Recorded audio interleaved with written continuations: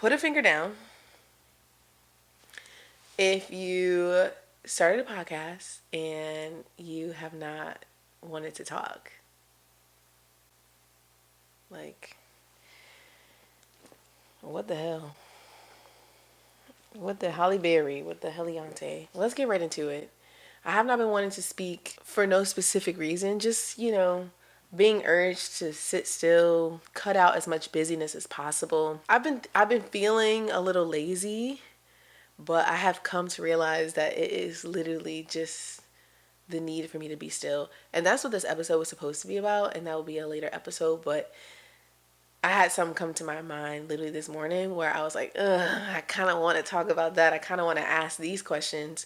And as you will probably pick up, my podcast, I'm sure, will be just filled with lots of questions. Because essentially, I have a lot of goals here, but one of the goals is to foster a community in some shape, form, or fashion. And the best things about community is that we don't always have to have all the answers. We have people in the space to contribute answers, solutions, ideas, interpretations on the things. So I'm here with a question or 5 today. And I just also, speaking of community, before we get into it, I just want to thank everyone for the support of my first episode. I was so nervous and still kind of nervous, but very happy to be here and try this out and sit in this space. Thank you for all the comments or text or messages or calls telling me how much you appreciated the episode and related to it and just giving me good feedback. And also I got some good ideas as well. So thank you for that and keep that coming. I was journaling today after my Bible study, and I ended my journal passage with a question, 2 questions. And the last question being like, is that a dumb question? So I'm going to share it. I'm just going to be vulnerable and don't judge me. Okay. So I'm going to skip the first paragraph because I'm just giving gratitude, pumping myself up, blah, blah, blah. Like, I'm so proud of you for doing this. So anyway, I said today in Bible study, and when I say Bible study, it's an at-home thing that I be doing, okay? I do it first thing in the morning. It has been so nice to do it. But anyway, I wrote in my journal, today in Bible study, I studied the story of the Canaanite woman who came to Jesus in Matthew 15, verses 21 through 31, for those of you who want to check it out, asking for him to heal her daughter who had been possessed by a demon. Jesus, in so many words, ignored her and then made comments that rang no or why. And then I wrote, I was like, I drew the little emoji dot with the circle mouth, like, what? Because I was gagged that, like, what? We'll talk about it. And she was like, basically, no, I still need help. Like, help me. After Jesus was like ignoring her at first, then was like, nah, and then was like, why would I do that? She still was like, but I need help still. And then he granted her wish. And the lesson is all about agency and persistence. And then I got to thinking, does God have boundaries? Is that a dumb question? And I just stopped there because I was just like sitting here. I literally was sitting on this couch, like,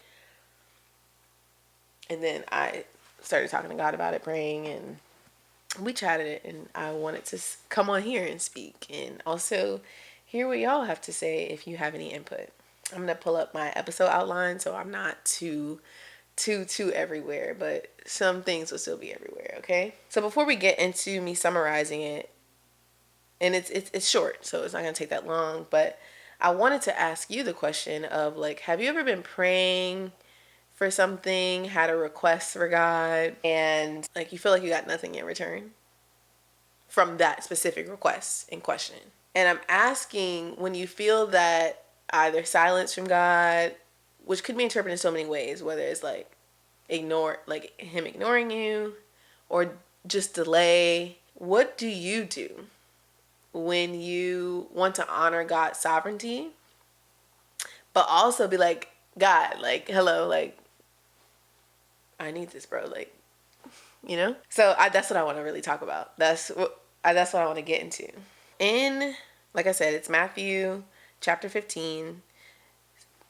The section I'm talking about starts at verse 21 through 31. But this Canaanite woman, she comes to Jesus and she's like, hey, my daughter is possessed by a demon. Please help me. I'm just going to read you some things straight from the text. She comes with that request, but he does not answer her at all. That was the first thing. After her first request, he does not answer her at all. Like, when I picture that, I picture, you know, that like sound on TikTok, and it's like some guy, he's like falling. I think it might be Safari and Nicki Minaj. I don't know, but it's like, and then it's like, child. Anyway, that's what I'm picturing. Like, hello. Once he didn't answer her, his disciples is like, please, like, send her away. She like keeps shouting at us, like, please get her out of our face, basically. And then he answered to her, I was sent only to the lost sheep of the house of Israel. Basically, he's like, I wasn't sent here to help you. I just wasn't. And that's one of my, like, that's the start of my question of like, does God have boundaries? Because, you know, yeah, whatever. Keep that in mind. And then she came back and she came up to him and she knelt, you know, before him. And she's like, Lord, help me. Then he answers her, and this is the part I was really gagged about. And he answered her, it is not fair to take the children's food and throw it to the dogs. But then she responds, she goes, yes, Lord, yet even the dogs eat the crumbs that fall from their master's table. Immediately after that, he's like, woman, great is your faith. Let it be done for you as your wish. And then her daughter was like healed instantly. You know, I definitely think that God was testing her faith. Jesus was testing her faith by not responding right away. And then he gave what I would say is a harsh statement to her, asking her that question.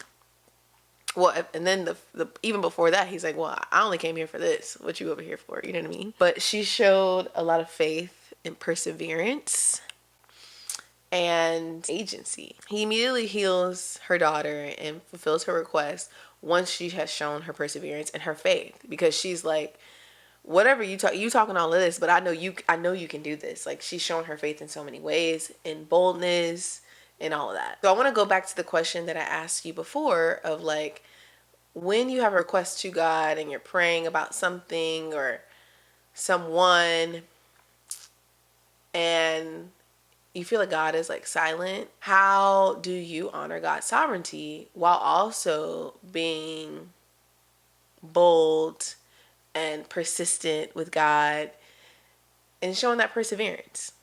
Because if I'm being quite honest, and this is the part where, you know, I want to go to my question of like, does God have boundaries? But more so what I was talking to God about is like, what's that balance of like respecting you and also having like being persistent, having that perseverance. And then I thought about how I have been sort of treating my relationship with God and personally treating God similarly to my earthly relationships, right? I started to reflect on, you know, the way I show up in my relationships when I want to respect someone, i.e. a parent, a partner, and things like that. I must admit that I feel like I definitely be walking on eggshells, you know, sometimes when I want to be respectful of other people's boundaries and their relationship to me, but also live and do and be in what I see for myself, if that makes sense. Does that make sense? Let me know. So, like, let me give you an example. Like, think about, like, a parent or a guardian. And you want to go to the school dance. And your parent or guardian is like, no. Okay. For whatever reasons, right? Because they have that authority to say, yes, you can go. No, you can't go. They have their reasons. But you also have your reasons why you want to go. Memories. You know, you may not have another school dance, like whatever the case is, right? I was not raised to be persistent in the fact of like, if my mom said I can't go, I can't go.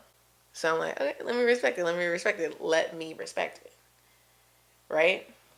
I have been treating my relationship with God before reading this story as an earthly relationship, in the fact that like I obviously want to respect God. I trust God in the sense of, hey, I'm not hearing anything about this request that I've made. Maybe God, has some plan for me, I may pray about it once or twice, but once I've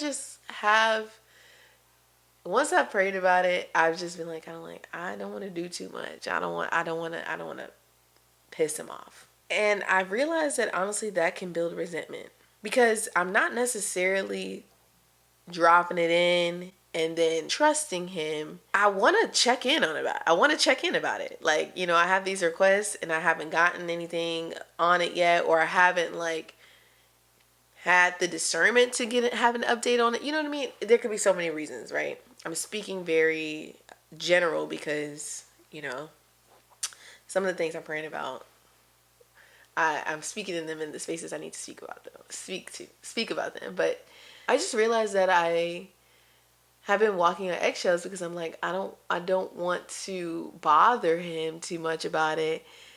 I'm trying to respect God's boundaries that I have like made up. These specific boundaries, at least, because I'm like, I just want to be respectful. I want to be a respectful child. Does that make sense? Am I making sense? But it's like, I'm still thinking about it, and God knows I'm still thinking about it. I'm just not mentioning it anymore, because I'm like, I trust you, but I'm just like, if it's on my mind, I should be able to speak to God about it. God wants us to have that relationship where we're just like, we have that freedom to do so. Yeah, think about if you have a partner and you have something like this where you've talked about something and, you haven't heard anything and you want to bring it up, but like you don't want to bother them. You're slowly like probably going to grow some resentment, because you're like, I want to speak about this thing, but I don't want to speak about this thing because I want you to bring it up. I want you to give me that update, blah, blah, blah. You know what I mean? So that is the questions that were going through my mind. And then also what me and God talked about today, of like how I just need to really shift and really truly believe that God is like no other. Like, I don't know anybody exactly like God. I don't have another God around. And I've just been treating him in our relationship like the stuff that I know. And it's like, no, babe, it's more than you can ever imagine. You know what I mean? Because what if pushing back in prayer isn't defiance? It's faith. It's like, no, God, like, I know you can speak to me at least and give me an update. God has his ways of speaking to us. We have to create ways to hear him, right? Especially, this girl on TikTok really said it one day. She's like, it's hard to hear God's voice when you've already, what did she say? When you've already basically put in your head what you want him to say. Like, no, like, actually listen. It's cool to realize, for me at least, that pushing back, because I've never been that much of a person who's going to push back in the sense of like when I feel someone has authority over me, or I'm anxious about an attachment with someone. But being able to push back is a really good space to foster relationship, community, love, all the things. Like, you should be able to do that healthily without fearing consequence of, the other party, or in this case, God, punishing you for it. Like, that's just not what it is. It's just not. The big lesson, at least that I walked away this morning, that I want to share is that reverence does not require silence, and that prayer can include wrestling. Let's tussle a little bit, not fighting. Let's wrestle with some ideas, some thoughts, Like I asked the Lord to challenge me, a good relationship is a space where you can challenge God as well. It's just really honest in the sense. It's not saying that you need to. Like, it's kind of like saying, like, in a relationship, you don't necessarily need to have conflict. You're just probably going to have conflict because you need to speak about your feelings and about your ideas, about your thoughts. Most likely that's going to create some conflict, because if we're talking about two earthly people, we definitely don't have like the same thing like in our minds, brains all the time. So conflict is going to arise because it has the space to, because you're communicating, right? And think about the things that you might be being silent on, that you could be trying to convince yourself is okay and that you're going to wait, or you can talk about it. Because God, if I got to wait, I may as well talk about it let's get some things out, is all I'm saying. So then I want to jump into the question that I asked in my journal. And I'm like, is that a dumb question? Does God have boundaries? Because I am over here. I thought about it in so many, and not, I want to say so many ways. I'm dragging it a couple ways. I thought about God having boundaries because it's like, okay, I'm praying about it. Like, think about, like, I definitely come to God with gratitude. I open up my prayers all the time with gratitude. Like, if there's one thing I'm going to do consistently, is open up my prayers with gratitude. But also, a lot of my prayers are requests. Whether it's me getting something, getting an answer or something, it is a request, okay? The way I'm just coming in like, hey, can I do this? Can I have this? Can you tell me this? Can you make this clear? Can you guide me? Can you hold my hand? Can you be a lamp to my feet? Can you help me, Lord? Every single day. I think about my kids when they come into my class. Keep in mind, I'm a teacher, y'all. And I get overwhelmed and overstimulated with all the requests that I have in a day. I can't imagine what it's like for God, but we'll get to this. It's like, he's got it. He's got it, girl. So I thought about boundaries in that sense, but I also thought about the boundaries in the sense of like, going back to that parent metaphor of like, hey, can I go? And like your parent is like, you ever like ask your mom something and she doesn't respond? Like, she's in the room, but she doesn't respond. And you're like, hello? you know? And most of the time, it's either going to be a no or whatever. She got something. She got some up her sleeve, right? Going back to that metaphor of the parent, when it comes to God, I'm like, I don't want to cross my boundary as his child and be like, I just want to check in on that thing I requested. Have you gotten to that? Like, at least my mom and my family, like, don't do that. Don't do that. And I thought about that boundary because it's like, do I have the right? Do I have the space to do that? And yes, God has boundaries. That is what I know and how I feel and what I feel. You let me know if you feel different. God has boundaries. The cool thing about God's boundaries, though, and that are different than us, because boundaries are really good. And oftentimes, and at least what my therapist tells me, you should set boundaries to protect you. Like, I should set up boundaries to protect me. But the cool thing about God's boundaries is that they're set up to protect and love me as well. I went through some of God's boundaries that, could help me sort of answer that question. And I want to share that with you. You definitely have to distinguish divine boundaries, the Lord, from the human ones. Now I'm like reading from my journal, by the way. God boundaries aren't about ego or self-protection. They're not. That's the really cool thing about it. And I think God's boundaries are framed as an invitation. Like, not this way. That's the boundary, but maybe this way. That's the invitation. That's the guidance with love, And we've all heard the, rejection can be a form of redirection, right? Rejection can be a form of God's boundary, being like, that isn't the best fit for our path, but maybe this way. We're going to go this way. You know what I mean? So God's boundaries reflect his character. God is holy. That's from Isaiah 6:3. Holiness means he's set apart, pure, perfect, and not mixed with corruption. The boundary there is that sin can't dwell with him. And it's not because he's harsh, right? It's because his goodness is so pure that evil can't exist in its presence. God is just. Deuteronomy 32:4. He just won't tolerate.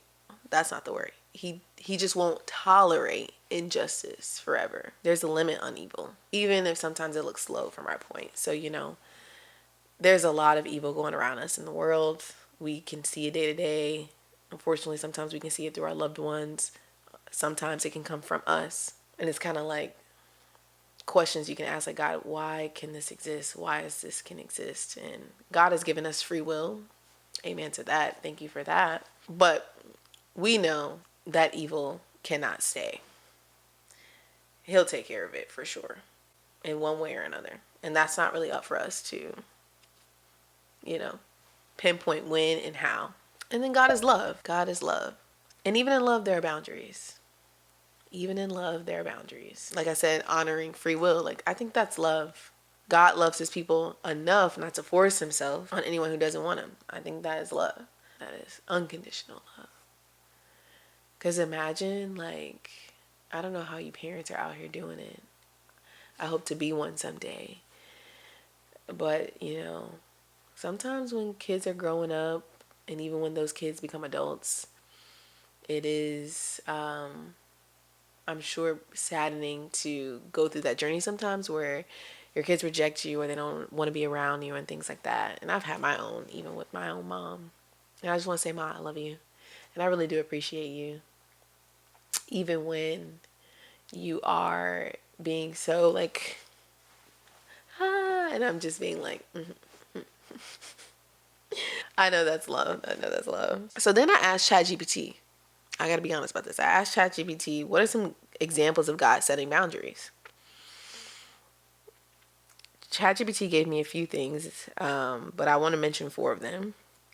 The Garden of Eden. You can eat from any tree except this one. A clear boundary for trust and obedience. I said, oh, okay, I like that. I like that. I like that example. It's very clear. It's very understandable. It's like, okay, yes, a clear boundary. Another one they gave me was the 10 Commandments. It's not just rules. They're boundaries that protect relationships with him and with each other. Another 2, Jesus' ministry. He didn't go everywhere or heal everyone in every moment. Because that's also another misinterpretation. Sometimes I'm like that too. It's like, when I'm reading about stories in the Bible or even just, looking around in the world, child, there's a lot to look at, right? I'm like, Jesus, over here, over here, Jesus. Like even the lady, the Canaanite woman, like, I mean, he healed her, but at first he's like, girl, why you over here? Sometimes Jesus withdrew to pray. Sometimes he said no, like when people demanded signs, or not yet, like when Mary asked him to act at the wedding in John 2:4. And then last but not least, of course, a boundary of the cross. God set the boundary that salvation could only come from holiness or come through holiness and sacrifice. It cost him everything, but he didn't lower the standard to avoid the pain. And I'm really happy I had that question today because I will say that I think every single day we draw closer to anyone in our life and we put effort into a relationship with anyone in our life, including God and especially God. You get to witness like true evolution on your behalf. On your behalf? Behalf. You get to witness that. And sometimes it's little by little. Sometimes it's little by little, so maybe you can't see the growth yet, or you can't feel the growth yet. But today this morning felt like a very much so turning point where I went up 5 steps. That's what it felt like, at least. Because I'm like, oh, I am approaching this relationship, I won't say wrong, but like I could be doing better in this relationship. And I'm going to. I plan to. I will be doing that. Okay? I love that I had that moment this morning. And I loved it so much that I abandoned all of my plans of this episode that I wanted to talk about rest and stillness to talk about this. Because I'm like, let's get it while it's hot. Let's get it while it's hot. And hopefully something made sense to you. Or something rang to you. Because then, okay, we can say that might be a word. So I want to give you a prompt to sit with. To sit with, whether that's to just really sit on it, think about it, pray on it, write on it, meditate on it, whatever you need. But I want to ask you, where in your life are you mistaking God's silence for absence? And where might He be calling for you, asking for you to press back and press in deeper and not necessarily back away? I'm going to say that again in a more cohesive sense. Where in your life are you mistaking God's silence for absence? And where might He be inviting you to press in deeper and not back away? I have a challenge for you to think on that. Maybe record a voice memo or something, okay? Or record a podcast, okay? I want to leave you with a journal entry that I wrote for us. This could be seen as a prayer, okay? Again, when I pray, I will say sometimes I even still think about obsessing about the perfect prayer and message to God, but this one ain't it, okay? And I don't think there'll ever be a perfect message from me, but this is the real entry. Like, this is the real raw entry, not the polished prayer, but it's one that sounds a little more like the inside of my chest when I was trying to figure it out. All right, here we go. God, I don't know how to ask you for something more than once without feel like I'm doing something wrong. I don't want to be disrespectful. I don't want to be the kid that keeps tugging on your sleeve. I don't want to seem ungrateful for everything you've already done. But the truth is, I'm still asking. I'm still hoping. I'm still hurting.